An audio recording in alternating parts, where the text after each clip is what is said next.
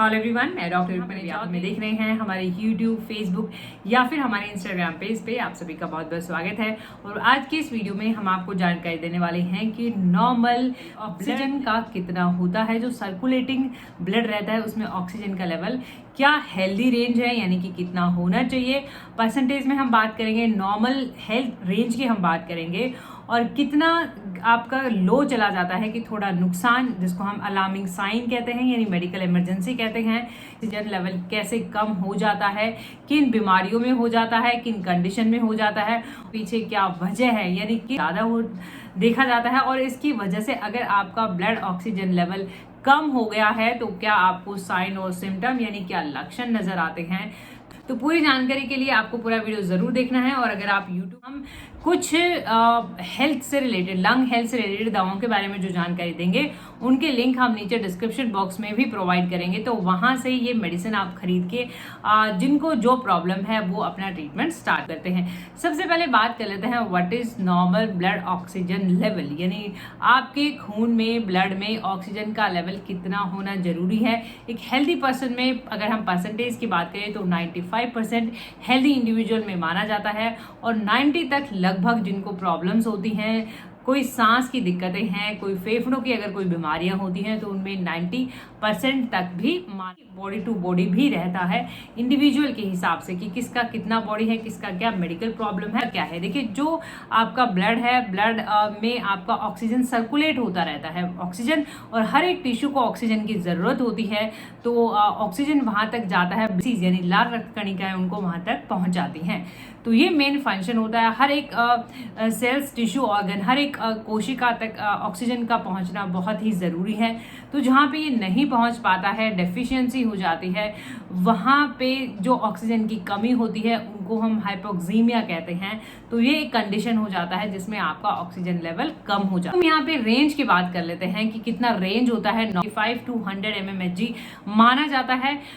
इतना है तो इट मीन्स कि आप हेल्थ रेंज में हैं, ये एक हेल्दी रेंज है, स्वस्थ रेंज है एक। और अगर आपका फिर लो ब्लड ऑक्सीजन लेवल क्या है, अगर आपका यानी अगर आपका ब्लड ऑक्सीजन लेवल नीचे चला जाता है तो उसको फिर हम साइन कह सकते हैं, या फिर लो ब्लड ऑक्सीजन लेवल भी कह सकते हैं, जिसमें आपको मेडिकल अटेंशन की जरूरत होती है। बाकी आपके सिम्टम पे भी डिपेंड करता है। एक्सीमिया की हमने बात करी ही है। देखिए, अगर किसी भी ऑर्गन, टिश्यू तक ऑक्सीजन नहीं पहुंच पाएगा तो वहां पे ऑब्वियसली बात है सेलुलर डेथ हो जाती है। तो इसलिए हर एक ऑर्गन तक ऑक्सीजन पहुंचना, हर एक सेल्स तक बहुत ही जरूरी है। कैसे किया जाता है, कैसे इसको चेक किया जाता है कि आपका ऑक्सीजन लेवल ब्लड में कितना है। देखिए, नॉर्मली अगर हम एक्यूरेसी की बात करें, एग्जैक्ट वैल्यू की अगर हम बात करें, तो एक टेस्ट होता है, दैट इज ABG टेस्ट, यानी आर्टीरियल ब्लड गैस टेस्ट। थोड़ा पेनफुल होता है। आपके रिस्ट से, आर्टरी से ब्लड सैंपल लिया जाता है और उसको स्टडी किया जाता है। ये तो होता है एग्जैक्ट मेथड। बट अगर आप बात करें, क्योंकि पेनफुल होता है, तो अगर आप इससे बचना चाहें और अगर आप टेस्ट करना चाहें तो आजकल पल्स ऑक्सीमीटर्स भी आते हैं, जैसे ग्लूकोमीटर होता है ब्लड शुगर चेक करने के लिए, सेम वे आपका पल्स ऑक्सीमीटर भी होता है चेक करने के लिए ब्लड ऑक्सीजन लेवल। इजीली आप होम पे कर सकते हैं, लेस रहता है, कोई दर्द इसमें नहीं होता है। फिंगर उसमें प्रेस करके रख सकते हैं और वो आपको आपकी वैल्यू दिखा देता है, पल्स ऑक्सीमीटर। इसका कॉन्सेप्ट ये रहता है कि लाइट एब्जॉर्प्शन के थ्रू वो आपकी वैल्यू दिखाता है, इसके थ्रू ये वैल्यू दिखा देता है आपका। लेकिन इसको एक्यूरेट मेथड इसलिए नहीं कहते हैं क्योंकि अगर आपकी फिंगर में थोड़ा बहुत भी डर्ट है, या फिर नेल पेंट लगा हुआ है, या कोई भी मॉइस्चर है, तो आप जब भी ये टेस्ट करें हमेशा आपकी फिंगर क्लीन होनी चाहिए, साफ होनी चाहिए, नेल पेंट नहीं लगा होना चाहिए, और थोड़ा इन्वायरमेंट भी ठीक होना चाहिए। बहुत ज़्यादा लाइट भी नहीं होनी चाहिए, क्योंकि लाइट से भी थोड़ा वैल्यू डिफर कर सकता है। तो ये अगर आप बेसिक बातें ध्यान रखते हैं तो पल्स ऑक्सीमीटर की मदद से आप इजीली अपना ब्लड ऑक्सीजन लेवल चेक कर पाते हैं। इसमें अगर मान लो सर्कुलेशन वीक है, पुअर ब्लड सर्कुलेशन है, तो उनमें भी वैल्यूज में थोड़े बहुत चेंजेस आएंगे, बट हाँ, आपको आइडिया जरूर लग जाता है कि क्या वैल्यू है। कॉजेस की कि अगर ऑक्सीजन लेवल कम है तो इसके पीछे क्या वजह है, क्या कारण है, तो आपको जानने में आसानी हो।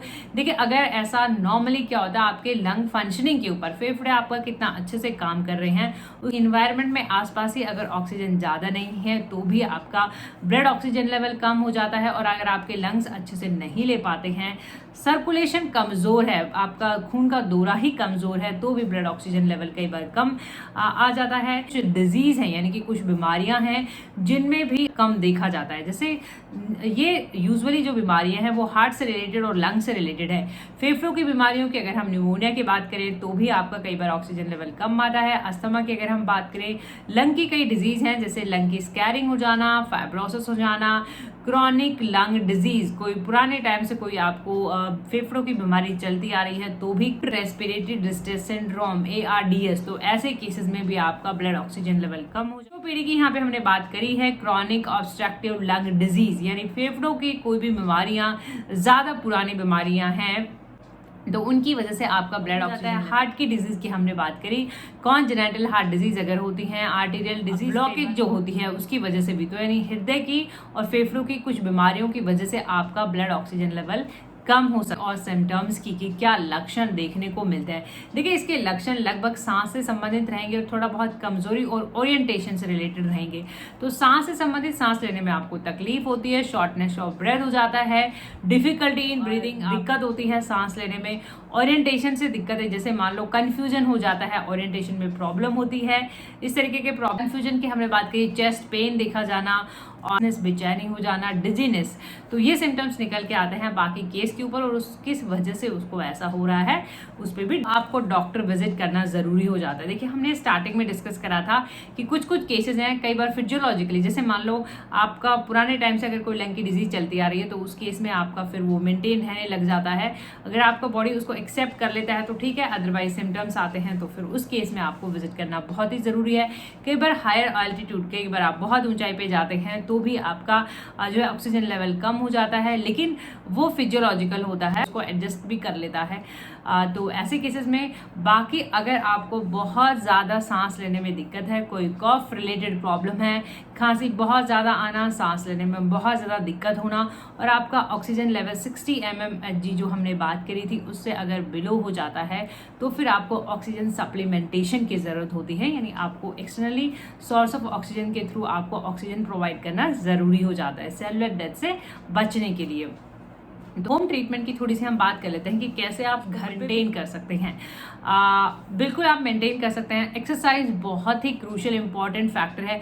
जैसे ही आप एक्सरसाइज करते हैं तो एक्सरसाइज से आपका नेचुरली जो है ऑक्सीजन लेवल बूस्ट होता है, इम्प्रूव होता है। तो आप एक्सरसाइज करते हैं, यूजुअली आप ब्रीदिंग से रिलेटेड जो एक्सरसाइज करते हैं, सांस लेने का जो अनुलोम विलोम की अगर हम बात करें, या ओम का उच्चारण अगर आप करते हैं, योगा की अगर हम बात करें, तो ऐसे में भी आपका जो है ब्रीदिंग लंग कैपेसिटी बहुत है और ब्रीदिंग में आपको हेल्प मिलती है और आपका ऑक्सीजन लेवल बूस्ट होता है। तो किसी भी तरीके की एक्सरसाइज जिसमें आपके लंग्स की जो है मूवमेंट होती है वो आप कर सकते हैं। और आप देख रहे होंगे काफ़ी सर्कुलेट भी हो रहा है प्रॉन पोजीशन वाला, जो पिलो वाला जो एक्सरसाइज है, जिसमें आप उल्टा लेट के जो है पेट के बल पे और ऊपर उठा के आगे का अपना हिस्सा, और जब आप ब्रीथ करते हैं तो आपका ये नेचुरली ट्राइड एंड टेस्टेड वाली बात है कि इसमें भी आपका ऑक्सीजन लेवल इम्प्रूव होता है। बाकी आप रहें तो आपका नेचुरली बॉडी उसको इम्प्रूव करके मेंटेन करके रखती है। तो एक्सरसाइज रोजाना ज़रूर करें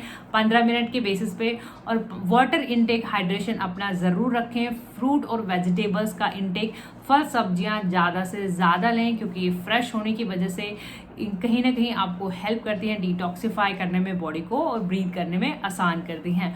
और स्मोकिंग को क्विट करना बहुत ही ज़रूरी है। जिनका ऑक्सीजन लेवल कम रहता है तो स्मोकिंग को आप क्विट करें, छोड़ें। और साथ जो है पैसिव स्मोकिंग भी आप अवॉइड करें, यानी अगर आपके आसपास भी कोई स्मोकिंग, ऐसी जगह से भी बचने की कोशिश करें। मेडिसिन रखी हुई हैं जो क्विट स्मोकिंग में आपकी मदद करने के लिए डैफिन इंडिका है, टैबलेट गोलियों में है। एक एक दो गोलियां दिन में 2-4 बार आप ले सकते हैं। स्मोकिंग को क्विट करने के लिए, लंग्स को हेल्दी रखने के लिए आप इसे यूज कर सकते हैं। ये टैबलेट गोलियों में है और इसका लिंक अगर आप यूट्यूब पे देख रहे हैं तो नीचे डिस्क्रिप्शन बॉक्स में आपको मिल जाएगा। R77 नंबर भी एक तरह का एंटी स्मोकिंग ड्रॉप्स है, यानी लंग्स को ठीक करने के लिए भी है, स्मोकिंग को क्विट करने के लिए भी है। ये पीने का फॉर्म है, थोड़े से पानी में 10-15-20 ड्रॉप दिन में 1-2 बार खाने से पहले लगातार आप ले। 48 डॉक्टर रेकवेक जर्मन होम्योपैथिक दवा। वैसे इन सभी दवाओं पे हमने अलग से वीडियोस डाले हुए हैं और जो अलग से वीडियो डाले हैं उनके डिस्क्रिप्शन बॉक्स में हमने हर एक दवा का लिंक है, तो आप चेक कर सकते हैं। 48 अगर मान लो आपको फेफड़ों की कोई भी बीमारियां हैं, आपको कोई पुराना फेफड़े का बीमारी है या फिर जो है आपको लंग डिजीजेज हैं, न्यूमोनिया है, तो हर तरह की लंग डिजीज में काफ़ी इफेक्टिव है। आप देख सकते हैं पल्मोनरी डिजीजेज इसके ऊपर लिखा हुआ है। तो लिक्विड फॉर्म में है, थोड़े से पानी में 5-10-15-20 ड्रॉप मिक्स करके दिन में 2-4 बार लगातार आप यूज कर सकते हैं। सो होपफुली ये वीडियो आपकी मदद कर सके। वीडियो आपको इन्फॉर्मेटिव और नॉलेजेबल लगे तो प्लीज वीडियो लाइक और शेयर जरूर करें। चैनल पे नए हैं तो चैनल को सब्सक्राइब जरूर करें, बेल आइकन घंटी जरूर दबाएं अपडेटेड रहने के लिए। Thank you for watching, thank you for your support, be safe, be healthy, thank you.